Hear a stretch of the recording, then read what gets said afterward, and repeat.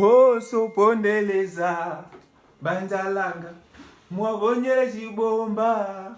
Hey hey, it's THAFU bwana. Hey, it's THAFU bwana. It's THAFU bwana.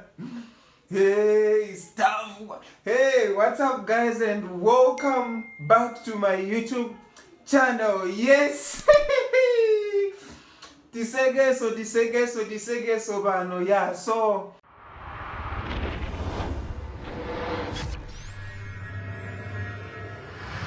yeah, so tumapanga record video ya doctor, tumapanga react to video ya doctor na mali uzimena na yangu kwa kuna zono zodi adiwo agazi oje patumbi. Ndi my brothers. Yeah, nde kwene inabeba kwa mbili nde mpando watu unachoka.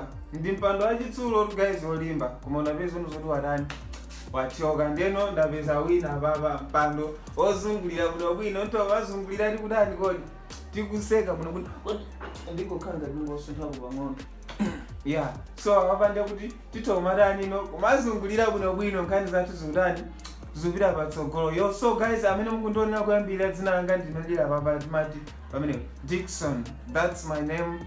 I am Dixon. Yeah, so I love making videos like this. I love laughing with you. I love to reacting to things that are happening to Malawi kuno komanso maiko ena otizungulira. Yeah, so ngati simunaonera ma video athu ena obeba, please guys mutsalira mufunika mutani kodi muonere. Nde ndipanga pin video imene ikupanga trend kwambiri, imene ndapanga upload dzulo ikupanga trend guys, osati maswera anthu akuikonda kwambiri. Mwandimvetsetsa nde ndipanga pin pansi apa. Yeah, so tupita kunkhani yathu lero. Nkhani yathu lero ndi okuzana ndi bambo Wikise ndi bambo HENERY CZAR. Aha, Wikise amadzika so ndi dzina loti HABUSA. Yeah, so HABUSA tu tisana werengezi. Ngati simunapange subscribe ku channel ichi, please make sure you hit the subscribe button. Komanso ipase like video. Tufuna ma likes ambili ma like before I read, okay? That is gonna be our culture. Kama onera ga simunaonere choyambira kuzikhala kupanga like. Ngati simunaikonde video choyambira muzikhala kudani kupanga like. Izo zokhandesi tusamala. Komanso takuizana kumapanga comment basi usizomangoonera vuto kungoonera video osapanga kanthu. Kufunika ku leave a comment, musiye comment yabwino. Kayanjitewa, kayanchitumbuka, chiyawo, kuzambia cha kuzambia, ka Portuguese. Leave a comment, okay? If you are in South Africa, leave a Zulu comment, okay guys? Don't just come watch my videos then you don't believe anything. That's unfair. Yeah, so HABUSA analuza page yao pa 6. Post yao yomaliza neno zono zoti. It was a motivation. As long as you are still alive, your dreams are not over. Never make a mistake of listening to discouragements from negative people. My negative people, apondeleni, but don't mind them. Anyway, let me start my Father's Day with this song titled Apondele by Baddest OP Fit Bow Fella. That's all. I don't wake up posting any. Boom! The page is gone, disappear. Nde choyambira kuti anthu adzezono zoti page yapandwa yapita panaikidwa post anapanga update a profile picture. Ndiye kuti chiuje satana atu pamene votu chadiswa.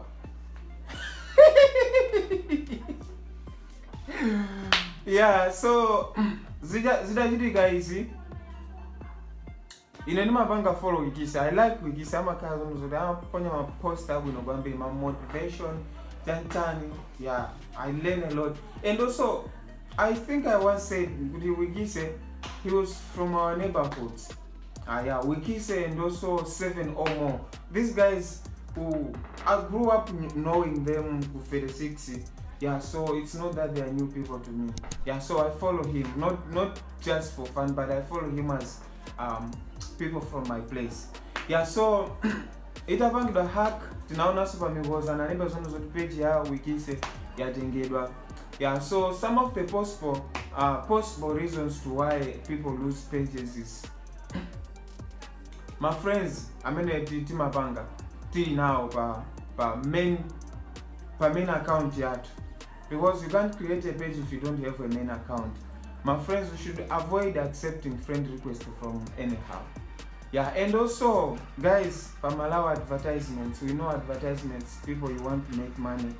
Yeah, but sometimes you have to put in some terms and conditions when you're agreeing for some people to come and advertise on your page. Don't just accept any offers. If someone is asking offers and is asking password or is asking for the account that you used to open your page, anything that is related to that, no matter that they're going to pay $1 million, never ever accept. And to be honest, it's nice to yeah, and I was touched, and actually I'm not here to ask for praises and stuff, but I was one of those people who also helped to report. We reported saying that this is not the pastor Habusa we know. Yeah, so I'm honestly happy to see that WIKISE, his page is back. Of course, I don't want to make this thing long, and yeah, so what happened is that according to WIKISE, it says that it's Henry CZAR who recovered the page back. So in his recent post, he's saying ule mupite kwa nkulu uyu Henry CZAR popanga chili chonse kuti page yanga ibwerereso. Ndayesesa kumufunsa kuti afuna ndalama zingati pa zomwe andipangira, akuti ayi, life ndikukankhana. Yeah, so team WIKISE munthu uyu wakana ndalama nde ndagana zoti mupange follow pomatha wiki ino akhale pa ma followers 50k. Ziko mononse munapanga report ndikumutu kwana munthu uja amapanga post pano uja, and zikomo Henry CZAR pa zomwe andipangira ndochepa amatha kumathandiza anzawo moyo kakhala uthafu bwana. Yeah, so team WIKISE follow Henry CZAR pota wiki ino akhali 50k followers. Let's go. If you want to bwezeresa your page or to verify your page, link him akuthandizani, koma munyamule chachikumi tu. Ndiwa IT mkulu mpamene panatera chanino nkhani ndeno sitingangochoka opanda kuwerenga comment. Yeah, chifukwa tikapanda kuwerenga comment is gonna be unfair. They will pick comment of the day. Yeah, so comment yake akunena zoti Agi, this is Agi kuso nyimba. Comment yake akuti kuchinena kwa Habusa.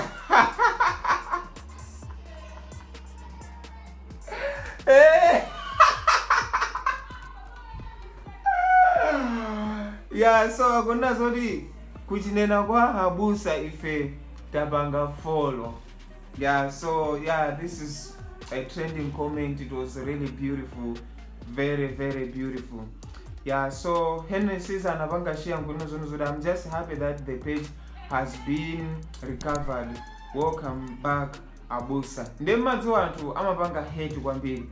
Ndewina akunena zono zoti anapanga zamanyizo ndiyeyo. Anapanga dazolinga choti akazabwezeresa anthu azaziwe za luso lake osamaganiza kubanja anthu. I don't know guys, nkulu yakuno zono zoti Henry CZAR anachitira da komano I'm not sure about that, kuti ndiye anapanga hack page. It's him who knows. So I don't know. So this is the end of our video guys. If you enjoyed, don't forget to hit the subscribe button, but also make sure you turn on post notification bell. Give it a like. If you didn't like, give it a dislike. Whatever, I'm going to appreciate. But most importantly, comment down below, and also follow me guys on my Facebook page. It's called Dixon Dam. We're going to see somewhere here. Where? Here. Yeah, Dixon Dam is the same name also on Instagram. Share the good news on Facebook groups also, but also on WhatsApp. We want to grow this page. We want to grow this YouTube channel to 10,000 followers before the end of July. Otherwise, cheers, and as always, God bless. Mbite